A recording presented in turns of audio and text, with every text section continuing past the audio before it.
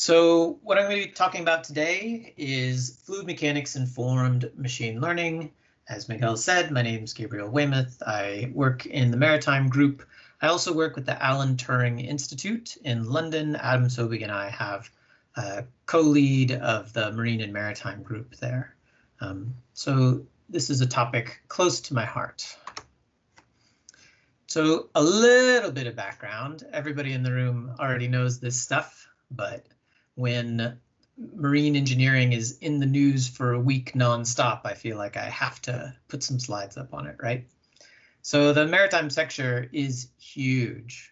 Everybody in the world suddenly noticed the Suez Canal in March because it's a huge, gigantic infrastructure, and we've got 12% of global trade, $2 trillion a year going through that canal, and a wind gust and shallow water effects caused the Evergreen, or the Ever Given, to nosedive into a bank and block that for a week.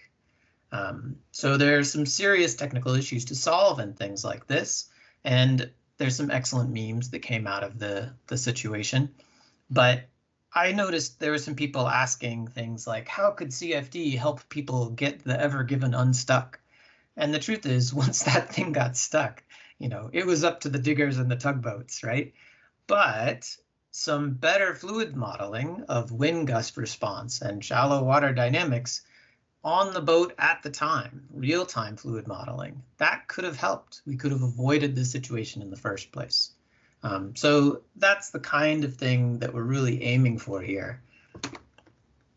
So, hold on, there we go. So my research in particular is in marine hydrodynamics, and I kind of focus on unsteady fluid motions and forces. So in particular, I use that kind of thing to develop kind of novel underwater vehicles and novel surface vehicles, both. My tool of choice for this, we do some experimental stuff in my lab too, but a lot of times we use computational methods. And I've developed a bunch of these, and the goal is that they be as fast and general as possible. But fast is relative, unfortunately. So here I'm highlighting two sets of simulations, both done by colleagues. So Dr. Zeman Nashushin on the left and Kelly Hendrickson on the right, both looking at some really cool stuff using some of the CFD tools that we've developed. Let's take a look at that journal fluid mechanics a little bit in more detail. This is a ship application to a transom stern air entrainment. So a transom stern means a sharply cut off stern, not a smooth exit. And we've modeled this now just with a block, basically underwater, because that's going to capture the relevant physics of the transom nicely.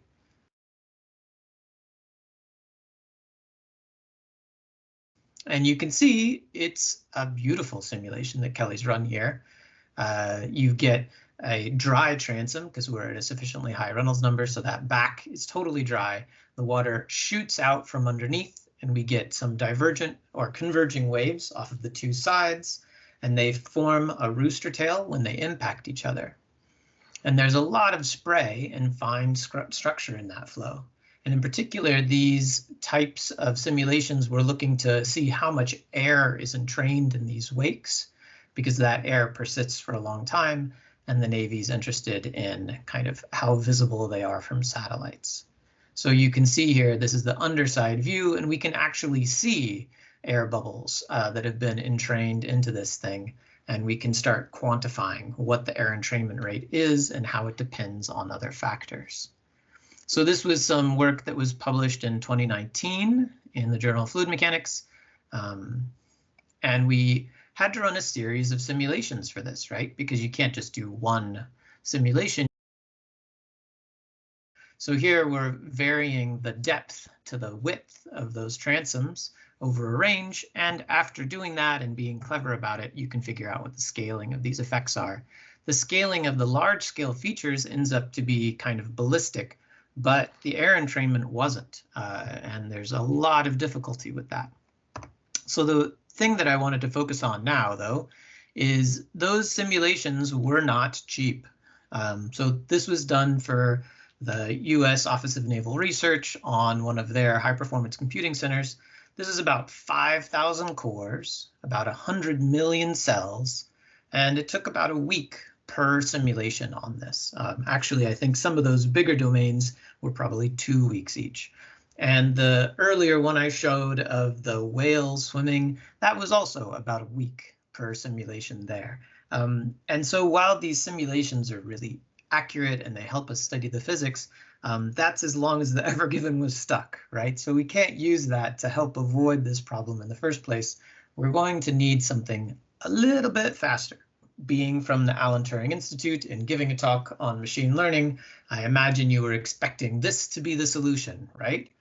But it's not actually super clear if machine learning will really help us with this.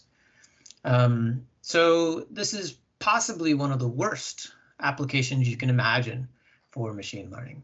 For one, the problems of interest are highly nonlinear. So like I said, how that air gets entrained into that wake is a highly nonlinear process. Looking at the kind of propulsive effects of that swimming whale, really nonlinear. The gust response, the shallow water dynamics, all of these things are nonlinear effects. Each of the function evaluations that we were just talking about are really expensive, and you could do that with a simulation, or you could do it with a bunch of, tank tests. But in either case, we're talking about very expensive data points. And what the combination of those two things leads to is very sparse data in a very high dimensional space, right? So if you're trying to do machine learning, you have to kind of project this into a space where things can be learned easily. The more nonlinear the system, the more high dimensional it needs to be. And very quickly, you're going to run out of data in order to describe that behavior. And the consequence has been that there's been really limited success for modern black box machine learning approaches for hydrodynamics. That's not to say that people haven't been working on it, though, right? So for the last 5 years especially, but 10 years also, there's been a lot of people trying to do this kind of thing. And sometimes you'll see fluid dynamics in the title of the paper, but a lot of times that turns out to be some linearized version of the system. And this is from very big groups doing very high level research, but you'll get people doing deep learning for a linear heat equation or something like that. And that's not necessarily helpful, right? A linear heat equation is something that we could solve ourselves in a fraction of a second. And maybe it's important to take those first steps, but maybe not. I'll get to that in a second. Another one that you see a lot is using recursive neural networks of some kind to study dynamics. And they talk about fluid mechanics, but then they look at a totally harmonic system, like the harmonic wake behind a laminar circular cylinder. And again, that's the sort of thing that we can write down the equation ourselves. That's not really the issue that we're trying to tackle here. And the problem is that these results, which we've seen in these papers, they don't extend automatically to complex flow situations that have those 3 bullet points that I've got on the top there. This is an example potentially of something called the first step fallacy. Hubert Dreyfus was a philosopher at Berkeley who talked about the implications of artificial intelligence. And he used this first step fallacy as a way of explaining why we keep getting AI winters, basically, that people get really excited by AI and how it's able to deal with something, and they think, oh, this will just be the first step of a continual process. But that's not really how anything works, much less intelligence and learning, right? Research always hits dead ends. And trying to use very simple examples to demonstrate something and then assuming it will extend is not usually the best plan. So you really need to test methods on representative problems for marine hydrodynamics. Okay, so let's look at one of these. So the example I want to do, instead of hitting you with kind of a wall of equations and terminology straight out of the bat, let's just start with a model problem. And for this, I'm going to use this submerged pendulum, which is a nice model because it's nonlinear and it has a lot of important fluid structure interactions, physics baked in and applications. So we can use this as a model for some offshore systems very easily. A ship in roll is really a submerged nonlinear pendulum too. So this is a really nice, simple place to start. So the goal here is to predict the natural frequency of a system which is set up this way. So we have your standard pendulum setup here. You've got a little mass on a rod of length L, and it's going to be oscillating back and forth. And the kind of only new things that you didn't get in high school physics are the fact that this is inside a fluid, and so that fluid has some additional properties that have to be considered when we're doing the study. And I've tried to keep this kind of as physical as possible here. So I've generated a database of 1,000 simulations, keeping the length kind of between 0.5 meter to 1 meter and a relatively normal sized diameter. The bob material is varied from solid aluminum to solid gold to give us a set of different masses that we can take data over. For the liquid, I've varied the water and glycerol mix, so 100% water all the way up to 100% glycerol, and that'll have a very big impact on our viscosity. And then I've also varied the starting angle here. And to make sure that we're getting our full nonlinear effect, I'm going to use the full sweep range here under this wall. So minus pi/2 all the way to pi/2. So no small angle approximations here. Okay, and gravity, because why not? I was a little bit afraid that the machine learning wouldn't be able to figure out gravity unless I went to other planets. So I've done Mercury, Venus, Earth, all the way out to Neptune. No love for Pluto. We have to cut them off somewhere. Okay, so here's our system, and here's all the variables for it. And we can show you the database of those simulations. So here's our natural frequency, which we've measured, and we can plot that versus some of our variables. Here it is versus the length, and versus gravitational strength, and versus the mass, and versus the viscosity of the fluid. And some of these things seem like they're going to be pretty important, and other ones it's hard to see exactly how they contribute. Okay, so this is our setup, our basic model problem. Now that we've got a model problem, I can start introducing terminology, hopefully. So let's use a black box machine learning approach to try to simulate this setup. So all machine learning is basically just going to be starting with a set of data. In our particular case here, we have a nice labeled set of input and output data. So that's a supervised machine learning problem. The output data is real, that omega. So we're talking about regression, not classification. So that's all nice. Then we need to pick some kind of a model function. So this could be a neural network. It could be a support vector machine. It really doesn't matter. Any model will do that we can pass in our input space.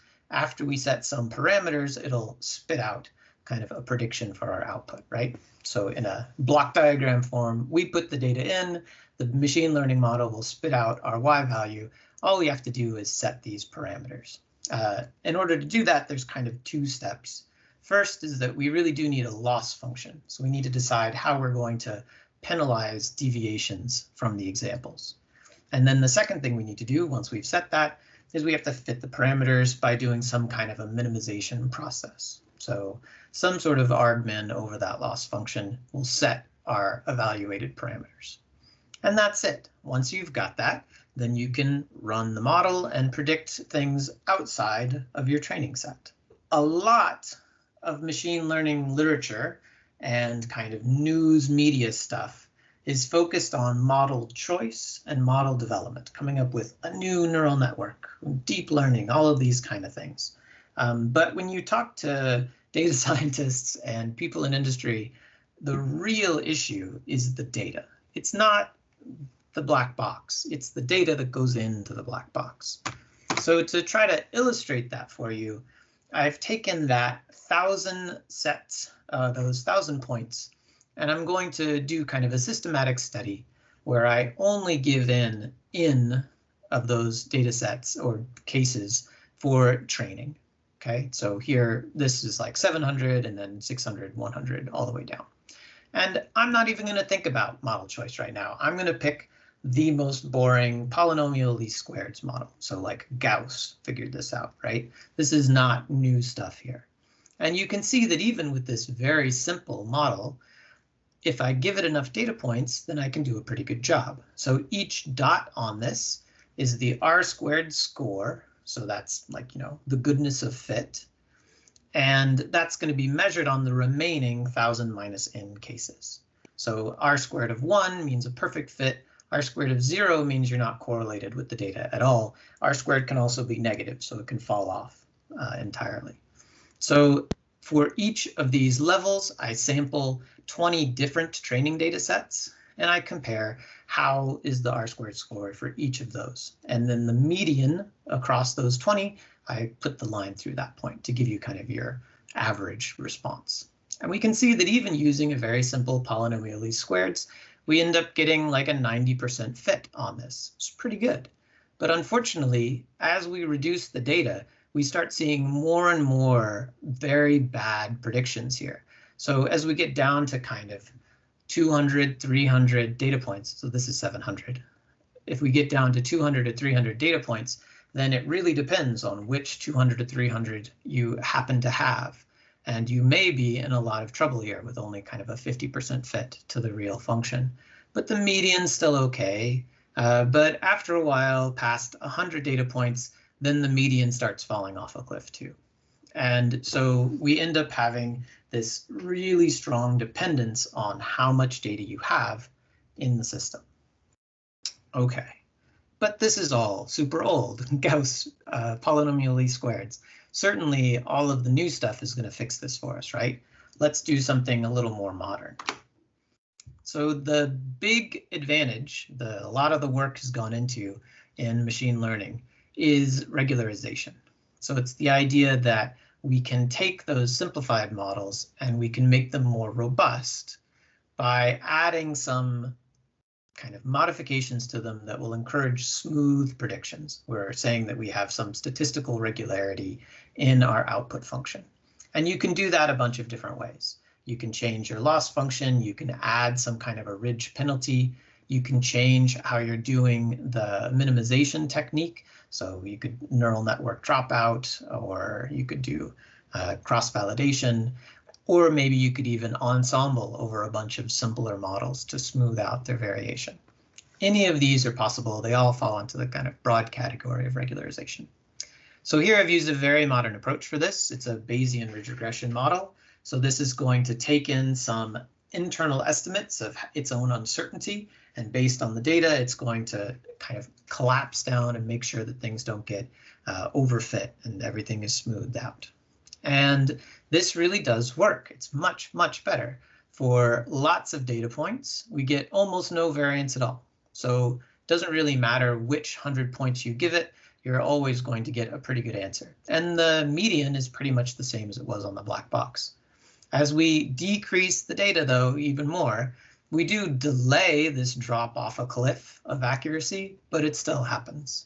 And so at some point, we're still going to be in a situation where either we can't trust the model's giving us a good result, or the model guaranteed to give us a bad result. Okay. But what's interesting here is that this modern idea of regularization has basically supplemented the data. So the first model, the black model, only had information about the data and basically nothing else. Now we've added in some more information about the fact that we have a statistically regular output. And we know more than that. Now, because we've got a physical system, we could start trying to inject some physics into the machine learning. The first thing to do is dimensional analysis. It's the stuff that we tell our students to do all the time. So we've got this set of long parameters and we bake it in. So we get a nonlinear scaling in our output for free. That's the sort of thing that's going to be really helpful. We don't have to do any kind of nonlinear weirdness in our function. And we reduce our input dimensions from 7 down to 4. And this is very easy, but actually there's a lot of domain knowledge that goes into properly setting up a problem like this. We can also go further. Since we know something about the physics of this, we can kind of guess that the viscous effects and the d over L effect are both going to be secondary. So we could drop those. That leaves us only with theta and this kind of mass term, which is basically like our specific gravity. So If we replot our data using this much better set of basis functions, or better features rather, using this much better set of features, then we get a much better collapse of the data, of course. So we get this really nice response, and we can see that these two parameters are very strongly influential, and these other two parameters really aren't very well correlated. And if we try to think about how to work that into our system, then we can take in that data, and we now just need to map the inputs into this better specialized set of inputs, and we can also map the output through some function before you go into the same kind of black box machine learning model you had before. And it works like a treat, right? So here's our physics-based features that we got from those two steps, and the result is basically perfect all the time. It barely depends at all on how much data you've given it, and it's more accurate than either of the other two from the beginning. Here's an example where I've given it 30 data points, and I keep all of my parameters fixed except for theta 0, just so we can plot some lines. And we can see that the black line is always going to be terrible. The red line is sometimes okay and sometimes not with 30 data points, but the green line is always going to be great. Okay, so this is fine and all, and it definitely means that we should be doing non-dimensionalization and basic domain application stuff. That doesn't happen all the time. I could put a bunch of papers up where they skip this important step. But more than that is we've developed kind of a general framework for how to inject physics into black box machine learning. So we can use whatever kind of domain knowledge we have to generate these features. We can do basic stuff like scaling laws for turbulence, or we could kind of pump in some analytic equations if we have that for the output or the input. Or we could start getting a little bit fancier. We could use numerical models, and we could use that to precondition these things. We could have a conservation equation on our output, and we could use this step to force that conservation equation to be met, no matter what our machine learning output is. We could do POD components on experimental data. We could use automatic differentiation off of a full flow solver, and on and on and on. So there's like a million examples of the ways that you could do that. So here's two. So we've used this for nonlinear ship motion predictions. So these are some old simulations of a ship in waves, and you can see this is pretty nonlinear. We've got wave breaking in a pretty weird hull shape. We've also got roll damping. That's a completely nonlinear phenomena. So we have to worry about, all of the viscous effects coming off of these and trying to predict how much damping this is going to make so that the ship doesn't roll too much. And in both of these examples, this setup works really well. So here I'm doing all the non-dimensionalization, but these problems are much harder, so that's not going to be enough to cut it. So here I'm plotting against Froude number, and for a low speed, low Froude number effect, our kind of black box machine learning sort of works, and at high speed it sort of works, but we haven't given it any data in the intermediate speed, and it's really not able to figure it out by itself. But if we integrate a linear physics-based model, so in this case a simplified numerical model, and use that to precondition our inputs, then we drop our error from 20% down to 2.7%. So this is basically going to be as good as your heavy-duty CFD solver, and all you're doing is a very simple linear equation. Pretty much the same thing for the roll. In this case, it was a little bit different. The roll damping that we've got here, it kind of fell off the cliff in exactly the same way as we were showing before. We need some kind of model for this. There's some semi-empirical models for roll damping, Aikida, and you can use that. And the results for those are not great, only about 60% correlation. But by using that to kind of supplement a more general machine learning framework, you can just kind of straddle. So at very low data, you get back the semi-empirical result, and the more data you give it, the better the results, and you're kind of always performing optimally. This idea of making physics-based features is pretty general. It lets you lean heavily on physical understanding when you don't have very much data, and it lets you rely on data when you've got it. So it kind of flexibly switch between those two extremes. It can lead you to really nice interpretable models. So Cindy is a technique where we kind of clamp down on the machine learning to make sure that what comes out is something a human could understand. And it's basically just a variation of what I've just shown here. And the only real problem with this is that it definitely requires user understanding and input. So you need machine learning experience, you need data, you need physical models, and you need domain knowledge. And that's sometimes a little bit too much. There's definitely a lot of people who don't have all of those things. So as far as the silver bullet, this may not be for everybody, but I find that a lot of industry people are in this boat, and it helps them a lot. So very briefly, just to kind of use this for another class of problem now that we've built up the framework, another way to do this that might be a little more general is by speeding up CFD simulations. So instead of kind of augmenting our approach with machine learning so we don't have to do as many CFD simulations, let's just get all of the CFD as fast as possible. And the classic way of doing that is to just use some kind of coarse-grained flow solver. So basically our inputs and outputs now are the flow field at time x and time x plus delta t, or 0 and delta t. And then we're going to use some kind of a residual model. So we're going to have the machine learning figure out how to make up for whatever deficits there are in our fast simplified flow solver. You can do this with data assimilation. That's what's usually done in the weather setup. And in that case, you have the flow solver in the loop and you'll parameterize it also. So that's not quite what I've done here. But more common in turbulence modeling is to do this all offline. And that's what we'll do today. Then there's an option for how do you want to coarse grain. So we have a lot of different things we could do for coarse graining, like averaging over time gives you RANs, or averaging over space gives you LES. But in this case, I wanted to show averaging over Spanwise coordinates. Bernat's given a talk on this before, so I'll be quick about this. So this is a really good approach because we have a lot of slender structures in engineering. So for instance, this is an offshore floating production service, and we've got a lot of risers and mooring lines coming off of this. And we can't possibly simulate those things because they might be kilometers long and the turbulent eddies are only micrometers. So we really need some way of modeling these effects. We can't do a single simulation. We could do a 2D simulation, but the physics of 2D flows and 3D flows are really different, which means the forces will be really different. So we really just can't do 2D simulations and expect it to be a decent model by itself. Instead, what we do is we spanwise average.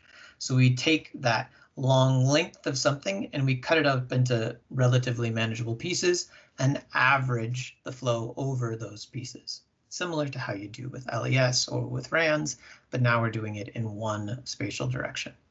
And if you look at what happens to the equations, you end up with, lo and behold, a 2D equation with some residual term. So perfect for residual machine learning. One quick thing I wanted to point out is that those 2D equations really aren't going to cut it. So here's a 3D simulation of a Taylor-Green vortex, and you can see that this is a completely three-dimensional phenomena. If we look at slices of the vorticity here, or if you spanwise average the whole flow and look at the vorticity, you get this strong evolution in time. Whereas if you start a 2D simulation with this spanwise average and run it, nothing happens. It's just the physics of the two things are completely different. So we really need that residual term. That term doesn't exist. Nobody's ever done this before. But here's a situation where some deep learning might actually help. So we used a convolutional neural network, and that's the sort of thing where you give it a picture and it looks for spatial relationships in that picture. And then we use that to map our residual stress. And it worked great. So this video, there we go. This video on the top is a 3D simulation, which has been spanwise averaged. And on the bottom is a 2D simulation using this convolutional neural network to model those residual terms. And as you can see, it works remarkably well.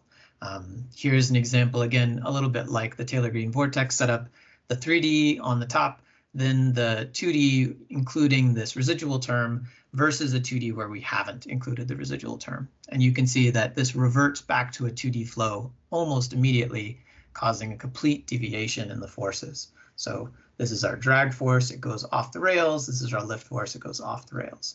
And if you put SANS in there, this works pretty well. It's not perfect, but it's pretty good.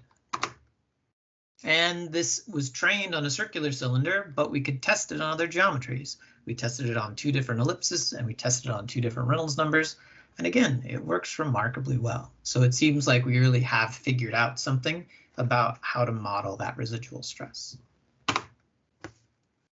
Okay, so this data-driven SANS closure, I think, was a pretty impressive success for deep learning here. So it achieved 90 to 99% accuracy, and it did that 200 times faster than the 3D simulations. So running that 2D simulation and evaluating the machine learning model at every time step, still 200 times faster than 3D. And that's over a relatively short span, right? If we were doing something over a gigantic span, then you can't even run the 3D simulation. The generalization is actually pretty light to new speeds. For new shapes, it's pretty good, especially in the wake. The near wall kind of stuff wasn't quite so good, so we need to think about that a little bit more. And what's really nice is the 2D solver is unchanged. We just have to pass it a new closure model, so we didn't have to rewrite our code.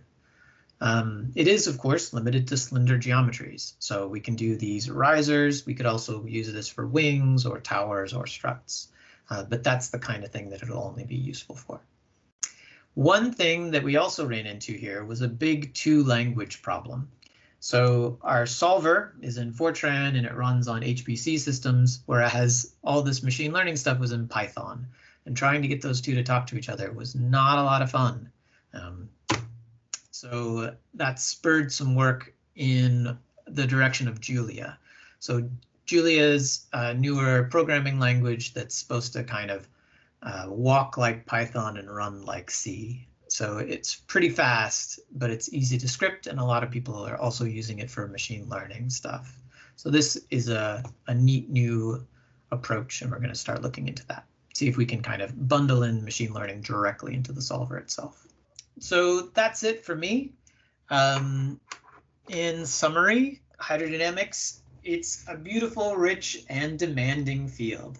And it's important to make sure that we capture some of those challenging aspects. Solvers are getting faster, but machine learning really does potentially offer some disruptive levels of speed up, like real-time kind of stuff. The physics-based machine learning could be really and truly useful in engineering, and there's a lot of industry people who are eager to adopt this kind of stuff, but there are many potential pitfalls. So there's an example here I put up from a recent tweet. It was in Nature saying that there were 300 plus AI models done for COVID during the pandemic, and not a single one can be used in clinical use because the people just didn't integrate in any of the real problems in trying to do this kind of thing. They kind of picked toy things that were too easy to do, and they also didn't embed any of the kind of methodology that's needed. So they're missing their domain information. So it's important that when we do this, we use it and test it on representative problems, and we be aware of the fact that this data is going to be really sparse almost always, and you've got to embed that domain knowledge. Okay,